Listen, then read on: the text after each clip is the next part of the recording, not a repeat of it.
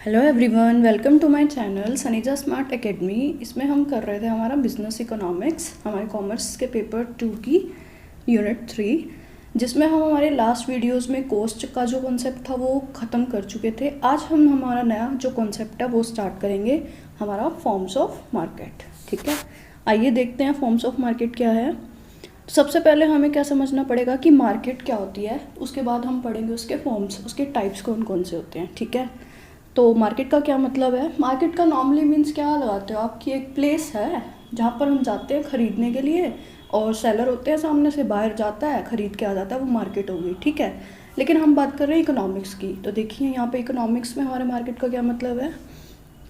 Ordinary the term market refer to a particular place where goods are purchase and sold. Same वही चीज़ है, but in economics market is use in a wide perspective. In economics the term market doesn't mean a particular place but the whole area where the buyer and seller of a product are spread। मतलब क्या है, market का मतलब किसी particular place से नहीं है, बल्कि उस एरिया से है, उस सभी एरिया से है जहाँ पर क्या होता है, बायर और सेलर क्या होते हैं, बिखरे हुए होते हैं, मतलब फैले हुए होते हैं। ठीक है, तो उस जगह को आप क्या बोलते हो, मार्केट बोलते हो। इससे कोई ये मतलब नहीं है कि एक प्लेस है वहाँ गए खरीदा, वो मार्केट नहीं है ये मतलब। ठीक है, this is because in present age the sale and purchase of goods are with the help of agent and samples. तभी तो आज के टाइम में हम एजेंट के थ्रू भी करते हैं, सैम्पल्स के थ्रू भी हम प्रोडक्ट को सेल करते हैं। तो हमें किसी प्लेस की ज़रूरत नहीं है, हम उन्हें भेज के भी अपने प्रोडक्ट क्या कर सकते हैं, सेल कर सकते हैं। या फिर यूँ कह लीजिए, आजकल इंटरनेट मोबाइल चल गया है, इंटरनेट मार्केटिंग चल गई है, इंटरनेट शॉपिंग चल गई है, तो उसके लिए किसी प्लेस की ज़रूरत नहीं है। हम बायर्स और सेलर्स बिखरे हुए हैं, हमें कोई भी चीज़ चाहिए, हम ऑनलाइन जाते हैं, पोर्टल पे जाते हैं, देखते हैं और उसे खरीदते हैं। ठीक है, hence the seller and buyer of a particular commodity are spread over their large area. The transaction for the commodity में ऑल्सो भी थ्रू लेटर्स के थ्रू हो सकती है, टेलीग्राम्स के थ्रू हो सकती है, टेलीफोन के थ्रू हो सकती है, और इंटरनेट एक्सेट्रा, इनके थ्रू भी आप कर सकते हो buying and selling. Thus a market in economy doesn't refer to a particular market but the entire region in which goods are bought and sold। मतलब उस पूरे रीजन की बात कर रहे हैं। In this transaction the price of a commodity is same in the whole market. अगर किसी भी कमोडिटी की हम बात कर रहे हैं तो उसके अंदर उस चीज़ का प्राइस जो है वो पूरी मार्केट में क्या रहेगा, सेम रहेगा। ओके, मतलब आप उसे कहीं भी बैठे खरीद सकते हो। ठीक है, next one is your characteristics of market. Market क्या होता है, पता चल गया, कोई एक पर्टिकुलर प्लेस नहीं है, पूरा रीजन है, पूरा एरिया है जहाँ पे बायर और सेलर जो है वो फैले हुए हैं और वो परचेज और सेल कर रहे हैं। ठीक है, तो सबसे पहली बात तो करेक्टरिस्टिक्स में इसका ये आ जाता है कि एक एरिया है, ये एक कोई प्लेस नहीं है बल्कि एरिया है। ठीक है, in economics a market doesn't mean a particular place but the whole region where seller and buyer of a commodity are spread. Modern modes of communication and transportation have made the market area of a product very wide. मतलब communication आजकल और transportation, इसकी वजह से क्या हो रहा है, आपका जो एरिया है मार्केट का वो बढ़ता चला जा रहा है। ठीक है, उसके बाद one commodity. In economics market is not related to the place. Market place से तो रिलेटेड है ही नहीं, लेकिन किससे रिलेटेड, आपके प्रोडक्ट से रिलेटेड है। Hence there are separate market for the various commodities. हर एक कमोडिटीज़ की मार्केट क्या होती है, अलग अलग होती है। जैसे कि मैं बोलूँ क्लॉथ की मार्केट अलग है, ग्रेन्स की मार्केट अलग है, ज्वेलरीज की मार्केट जो है वो अलग है। ठीक है, नेक्स्ट करेक्टरिस्टिक्स आती है आपके पास यहाँ बायर एंड सेलर। देखिए, मार्केट है, रीजन है, एरिया है, जो भी है, लेकिन उसके लिए वहाँ पर किस चीज़ का प्रेजेंट होना ज़रूरी है, कमोडिटी हो गई। अब उस कमोडिटी को खरीदेगा कौन, बायर और seller. The presence of buyer and seller is necessary for the sale and purchase of product in the market. In the modern age, the presence of buyer and seller is not necessary in the market because they can do transaction of goods through letter, telephone, business perspective और internet etc।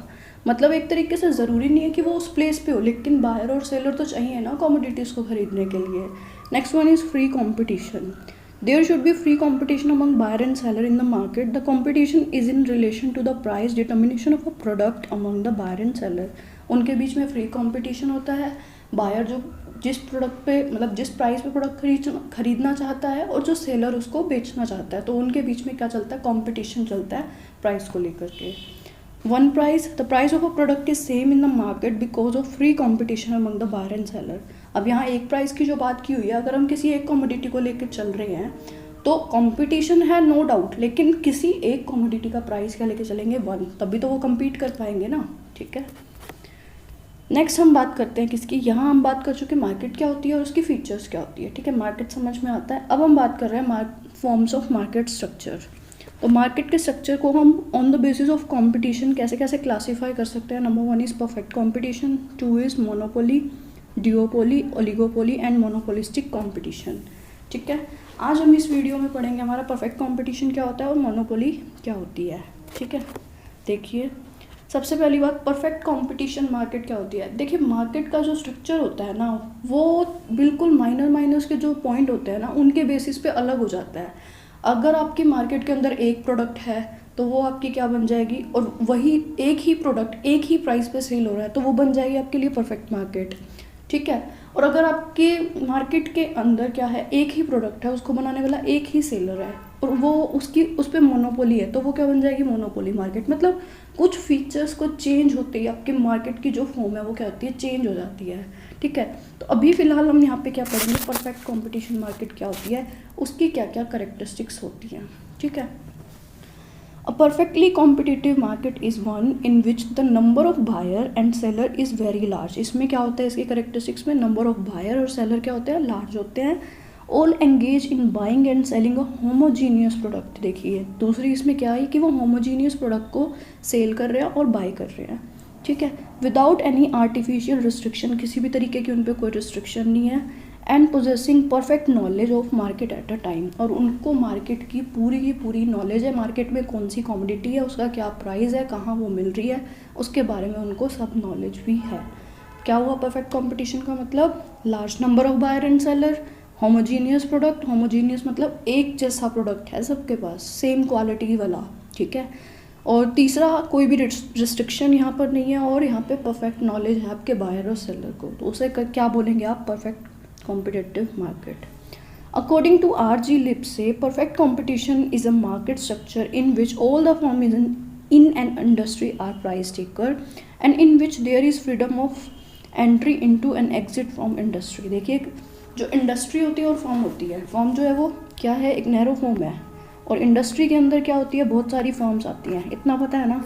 Industry क्या करती है, आपकी demand और supply से आपका price decide कर देती है, उसी प्राइस को किसको फॉलो करना पड़ता है, फॉर्म को। तो फॉर्म यहाँ पर क्या होती है, आपकी प्राइस टेकर होती है, और इंडस्ट्री प्राइस बनाती है डिमांड और सप्लाई के बेसिस पर, ठीक है। और यहाँ पे कोई भी फॉर्म जो है वो क्या कर सकती है, एंट्री कर सकती है और एग्जिट कर सकती है, फ्री है, कोई भी रिस्ट्रिक्शन नहीं है। तो वो क्या होगी आपकी परफेक्ट कॉम्पिटिटिव मार्केट, ठीक है।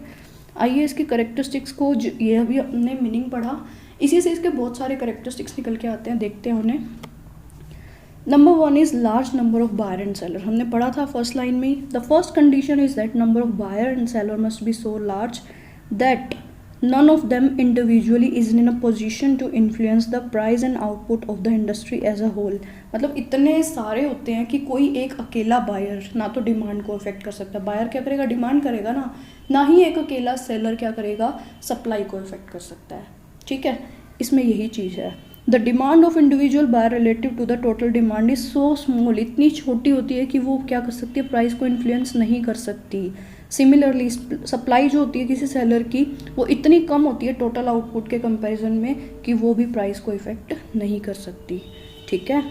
He has to accept the price for the product as fixed and whole industry he is the price taker. इसी वजह से मतलब बायर भी उसको इन्फ्लुएंस नहीं कर रहा, सेलर भी उसको इन्फ्लुएंस नहीं कर रहा, इसीलिए सेलर को वही प्राइस लेना पड़ेगा जो इंडस्ट्री ने बता दिया या बना दिया, ठीक है। तो वही, इसीलिए इसको क्या बोला जाता है, price taker, not price maker, ठीक है। मेकर नहीं है ये, बनाने वाला नहीं है परफेक्ट कंपटीशन के अंदर, ठीक है। कौन है, टेकर, लेने वाला है, ठीक है। आ रही बात समझ में। Next one is freedom of entry of firm and exit of firm. The next condition is that firm should be free to entry or leave the industry. It implies whatever the industry is earning excess profit, attracted by these profits some new firm enter the industry। इसका क्या मतलब है, देखिए इस तरीके की जो firm होती है वो नॉर्मली क्या करती है, नॉर्मल प्रॉफिट जो है वो अर्न करती है। नॉर्मल प्रॉफिट क्यों अर्न करती है, देखिए अगर एक्सेस प्रॉफिट हो रहा होगा इस इंडस्ट्री के अंदर तो क्या करेगी, और ज़्यादा फर्म्स जो है वो एंटर करने लग जाएंगी, और ज़्यादा फर्म अगर एंटर करेंगी तो बाकी फर्म का क्या होएगा, प्रॉफिट कम हो जाएगा, है ना, पर प्रॉफिट जो है वो इक्वल लेवल पर आ जाएगा, तो सब क्या करेंगे, नॉर्मल प्रॉफिट कमाने लग जाएंगे। और अब सपोज कीजिए इसी का जस्ट अपोजिट कि लॉस हो रहा है इंडस्ट्रीज को, मतलब फर्म्स को इस इंडस्ट्री के अंदर, तो वो फर्म्स क्या करेंगी, छोड़ के चली जाएंगी, क्योंकि फ्री है एंट्री और एग्जिट। तो जब छोड़ के जाएंगी तो बाकी फर्म के लिए नॉर्मलाइज हो जाएगी कंडीशन, तो उस केस में भी वो फर्म क्या करेंगी, नॉर्मल प्रॉफिट अर्न करेंगी। इसीलिए इसके अंदर क्या होता है, फ्रीडम होती है एंट्री और एग्जिट की, और इसी वजह से फर्म्स क्या कर पाती है, नॉर्मल प्रॉफिट अर्न कर पाती हैं। ठीक है, आ रही है बात समझ में। नॉर्मल प्रॉफिट क्यों हुआ, क्योंकि अगर एक्सेस प्रॉफिट हुआ तो और फर्म्स आ जाएंगी, लॉस हुआ तो फर्म्स छोड़कर चली जाएंगी। Next one is your homogeneous product. जो प्रोडक्ट की बात कर रहे हो आप, each firm produce and sell a homogeneous product. Homogeneous का मतलब होता है समरूप, समान। That no buyer has any preference for the product of any individual seller over the other. मतलब ये नहीं है कि मुझे इस सेलर से खरीदना है या उससे, क्यों, क्योंकि हर एक के पास एक ही तरीके का प्रोडक्ट है। This is only because if the unit of same product produce by different seller are perfect substitute. ये तभी हो सकता है जब सबके सब सेम बनाएंगे और वो परफेक्ट सब्सिट्यूट होंगे एक दूसरे के। ठीक है, next one is absence of artificial restriction. इसमें किसी भी तरीके की कोई भी रिस्ट्रिक्शन नहीं होती। The next condition is that there is a complete openness in buying and selling. Openness है, बाय भी कर सकते हो, सेल भी कर सकते हो। Seller are free to sell their goods to any buyer and buyer are free to buy from any seller. In the other word, there is no discrimination on the part of buyer or seller. ये नहीं है कि मैं इससे नहीं खरीद सकता, तू उससे नहीं खरीद सकता, ऐसा कुछ भी नहीं है। Next one is perfect mobility of goods and factor. Goods कहीं भी चाहते हैं वो मूव कर सकते हैं, किसी एक जगह से दूसरी जगह परफेक्टली। मोबिलाइज का मतलब होता है हिंदी में गतिशीलता है उनमें, और जहाँ चाहते हैं वहीं ज़्यादा, मतलब जहाँ जाना चाहते हैं वहीं जा सकते हैं, मूव कर सकते हैं। इसी तरीके से आपके जो फैक्टर है, फैक्टर ऑफ प्रोडक्शन है, लाइक लेबर कहीं भी चाहे तो वो वर्क कर सकता है। तो इसके अंदर क्या होता है, परफेक्ट मोबिलिटी होती है गुड्स की भी और फैक्टर की भी। Another requirement of perfect competition is perfect mobility of goods and factor between the industries. Goods are free to move those places where they can fetch the highest price. Factor can also move from low paid to the high paid industry. वो कहीं पे भी जा सकता है, जहाँ उन्हें ज़्यादा मिलेगा वो उस जगह जाएंगे। ठीक है, next is yours perfect knowledge of the market. ये सेम वही पॉइंट है कि बायर और सेलर को क्या है, परफेक्ट नॉलेज है मार्केट के बारे में। गुड्स कहाँ मिलना है, कितने प्राइस का मिलना है, कैसे मिलना है, सब उन्हें पता है। This condition implies a close contact between the buyer and seller. Buyer and seller possess complete knowledge about the price at which goods are being bought and sold and of the price at which others are prepared to buy and sell. सबको पता है कि मैं ये price में cell कर रहा हूँ और दूसरा भी इसी प्राइस में ही सेल कर रहा है। ठीक है, नेक्स्ट है absence of transportation cost. Another condition is that there is no transportation cost in carrying of product from one place to another process. This condition is essential for the existence of perfect competition. अगर perfect competition रखना है आपको तो कोई भी transaction cost नहीं है। अब एक बात बताइए, मुझे कोई चीज़ जो है वो यहाँ से मिल रही है, फॉर एग्जांपल मैं मैगी की बात करती हूँ, मुझे मैगी चाहिए, मैं मैगी कहीं से भी जाके ले आऊँ। आज के टाइम में मैगी का जो रेट चल रहा है वो क्या चल रहा है आपका, 12 रुपये का चल रहा है। वो मैगी मैं मेरे नियर मार्केट से लूँगी तो भी 12 की मिलनी है, मैं कहीं और से लूँगी तो भी। तो उसमें क्यों मैं किसी तरीके की ट्रांसपोर्टेशन कॉस्ट को लगाना पसंद करूँगी, और यहाँ ट्रांसपोर्टेशन कॉस्ट क्यों नहीं लगी, आप सोच के देखिए। होमोजीनियस प्रोडक्ट है भाई, सेम प्राइस है, तो ऑब्वियसली मैं वहीं से खरीदूंगी ना जहाँ मेरे घर के पास होगा। तो मैं क्यों कोई ट्रांसपोर्टेशन का खर्चा वहाँ बियर करना चाहूँगी। ठीक है, next one is your absence of selling cost. Selling cost भी नहीं होती है इसमें। Under perfect competition the cost of advertising, sales, promotion do not arise because all the firm produce a homogeneous product. Homogeneous product बना रही है same price पे, जिसका बिकना होगा जब बिकना होगा बिक जाएगा, आपको कोई एक्स्ट्रा एफर्ट करने की ज़रूरत इसमें एज सच नहीं होती, इसीलिए यहाँ पर सेलिंग कॉस्ट भी नहीं होती। ओके, तो ये आपके कुछ करेक्टरिस्टिक्स थे। देखिए क्या क्या किया हमने, large number of buyer and seller किया। Next one is freedom of entry exit, homogeneous product, absence of artificial restriction, perfect mobility of goods and factor और perfect knowledge of market condition. Next one is your absence of transportation cost and absence of selling cost. ये थे आपके perfect competition market के features. Next हम बात करते हैं किसकी, मोनोपोली की। मोनोपोली मार्केट क्या होती है इसमें, monopoly is a market situation in which there is only one seller of a product, one seller. ठीक है, यहाँ पर सिर्फ और सिर्फ क्या है, एक ही सेलर है आपके प्रोडक्ट का, कोई और नहीं है। ठीक है, उसके बाद आता है within barrier to entry of other, मतलब इसके अंदर कुछ बैरियर भी होते हैं। देखो, मोनोपोली एक तरीके का राइट होता है जो आपको क्या करना पड़ता है, गेन करना पड़ता है। कोई भी इंसान ऐसे ही मोनोपोली नहीं क्रिएट कर सकता। मोनोपोली में आने के लिए आपके पास कुछ रिस्ट्रिक्शंस होते हैं, आपको कुछ लॉ फॉलो करने पड़ते हैं। The product has no close substitute, उस प्रोडक्ट का वैसा ही कोई क्लोज सब्सिट्यूट भी नहीं होता है, उसकी उस चीज़ पे क्या है, मोनोपोली है, उसका एक ट्रेडमार्क है, उसका एक ब्रांड नेम है, ऐसा सेम चीज़ आपको दूसरी नहीं मिल सकती। The cross elasticity of demand with every product is very low, क्योंकि क्लोज सब्सिट्यूट ही नहीं है तो क्रॉस इलास्टिसिटी भी क्या होगी, डिमांड की लो ही होगी। This means that no other firm produce a similar, कोई और उसके जैसा प्रोडक्ट बना ही नहीं सकता। According to D. Salvatore, monopoly is a form of market organization in which there is a single firm, एक ही फॉर्म होती है, selling a commodity for which there is no close substitute, ऐसे आप प्रोडक्ट बनाती है, सिंगल होता है, उसको बेच रही होती है और उसका कोई भी क्लोज सब्सिट्यूट नहीं होता है। ठीक है, आइए इसकी फीचर्स देखते हैं, करेक्टरिस्टिक्स देखते हैं क्या होता है। Number 1 is under monopoly there is one producer और seller of a particular product और there is no difference between a firm और इंडस्ट्री। अब एक बात बताइए, जब एक ही इंसान है, एक ही फर्म है बनाने वाली, तो वही फर्म होगी और वही क्या होगी, उसकी इंडस्ट्री होगी। ठीक है, under monopoly a firm itself is an industry, वो खुद ही अपने आप में क्या होती है, एक इंडस्ट्री होती है। A monopoly may be individual proprietorship, partnership, joint stock company और कोऑपरेटिव सोसाइटी और अ गवर्नमेंट। मोनोपोली कोई भी क्रिएट कर सकता है इनमें से, एक इंडिविजुअल चाहे तो वो भी कर सकता है, एक पार्टनरशिप बना के भी कर सकते हो, जॉइंट स्टॉक कंपनी बनाकर भी, कोई कोऑपरेटिव सोसाइटी भी, और गवर्नमेंट चाहे तो वो भी अपनी मोनोपोली क्रिएट कर सकती है। A monopolist has full control on a supply of, क्योंकि वही है उस प्रोडक्ट को बनाने वाला, तो उसका सप्लाई के ऊपर पूरा का पूरा कंट्रोल जो है वो होता है। Next one is there is no close substitution of monopolist product in the market, hence under monopoly the cross elasticity of demand for a product is very low. ये चीज़ हम पहले भी पढ़ चुके हैं, क्योंकि सब्सिट्यूशन नहीं है तो इसीलिए उसकी इलास्टिसिटी क्या होगी, लो, वो चेंज नहीं करेगा प्रोडक्ट को, क्योंकि उसे वही खरीदना पड़ेगा, क्योंकि उसे बनाने वाला ही कौन है, सिर्फ एक सेलर है। ठीक है, नेक्स्ट आपके पास आते हैं there are restriction on the entry of other firm in the area of monopoly product. अगर कोई मोनोपोली प्रोडक्ट, ब्रांड नेम का प्रोडक्ट बनाना चाहता है तो उसके ऊपर बहुत ज़्यादा रिस्ट्रिक्शंस होती हैं, उसे अपनी खुद की मोनोपोली क्रिएट करनी पड़ेगी, उसे खुद का एक अलग ब्रांड नेम क्रिएट करना पड़ेगा, कोई भी ऐसे ही मोनोपोली मार्केट में एंटर जो है वो नहीं हो सकता है। A monopoly can influence the price of a product, he is a price maker not a price taker. देखिए, परफेक्ट कॉम्पिटिशन के अंदर क्या था, जो इंडस्ट्री बना रही है उसको लेना पड़ेगा, वो टेक करता था उस प्राइस को, लेकिन यहाँ पर क्या है, इंडस्ट्री और फर्म एक ही है, यहाँ पे वो प्राइस बनाने वाला खुद ही है, तो यहाँ क्या है, वो प्राइस मेकर है। Pure monopoly is not found in a real world, वैसे प्योर मोनोपोली देखा जाए तो नहीं देखने मिलती है रियल वर्ल्ड में। ठीक है, monopolist can not determine both the price and quantity of a product simultaneously, मतलब अब ये भी नहीं है, देखो मोनोपोली है तो वो कह दे कि मैं इतना ही बनाऊंगा और इसी प्राइस पर बेचूंगा, ऐसा भी नहीं हो सकता है। क्यों, क्योंकि हमारी इकोनॉमी देखोगे अगर आप, डेमोक्रेटिव है, हमारे इंडिया जैसी इकोनॉमी में ऐसी कोई मोनोपोली क्रिएट होगी ही नहीं कि वो डिसाइड करे कि सप्लाई ही मैं करूं और प्राइस भी मैं ही तय कर दूं, ऐसा तो हमारी गवर्नमेंट भी नहीं होनी देगी और ना ही ऐसा साथ साथ हो सकता है। Next one is monopolist demand curve slopes downward to the right.